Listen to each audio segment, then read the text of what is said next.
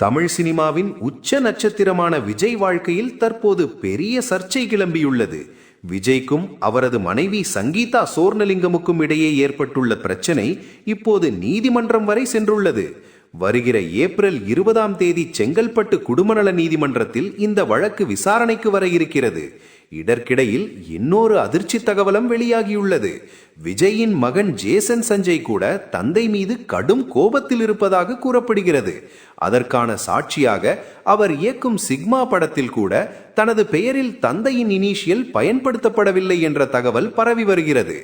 மேலும் சர்ச்சையை கிளப்பிய விஷயம் என்னவென்றால், விஜய்க்கு மற்றொரு நடிகையுடன் திருமணத்தை மீறிய உறவு இருப்பதாகவும் கடந்த 5 ஆண்டுகளாக தனியாகவே வாழ்கிறார் என்றும் கூறி விவாகரத்து கோரி சங்கீதா நீதிமன்றத்தில் மனு தாக்கல் செய்திருப்பதுதான்.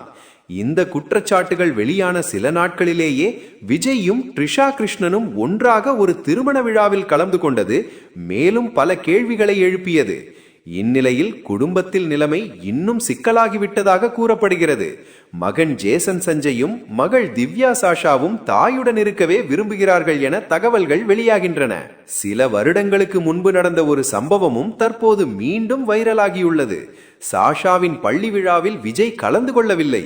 ஆனால் அண்ணன் ஜேசன் தந்தை ஸ்தானத்தில் கலந்து கொண்டு தங்கையை வாழ்த்திய வீடியோ சமூக வலைதளங்களில் ட்ரெண்ட் ஆகியுள்ளது. இதனால் ரசிகர்கள் கேள்வி எழுப்புகிறார்கள். இவ்வளவு மகிழ்ச்சியாக இருந்த ஒரு குடும்பம் இப்போது ஏன் இந்த பிரிவு? இதற்கிடையில் ஒரு த்ரோபேக் வீடியோவும் தற்போது வைரலாகி வருகிறது. அதில் விஜய் தனது மகன் ஜேசன் சஞ்சயும் மகள் சாஷாவும் ராகவா லாரன்ஸ் அவர்களின் தீவிர ரசிகர்கள் என்றும் காஞ்சனா படத்தில் வரும் காட்சிகளை மீண்டும் செய்து காட்டுவார் என்றும் பெருமையாக கூறியிருந்தார். இப்போது அந்த வீடியோவை பார்த்த ரசிகர்கள் பிள்ளைகளுக்காகவாவது இந்த பிரச்சனைக்கு முடிவு கட்டுங்கள் என்று விஜயிடம் கோரிக்கை வைத்து வருகிறார்கள்.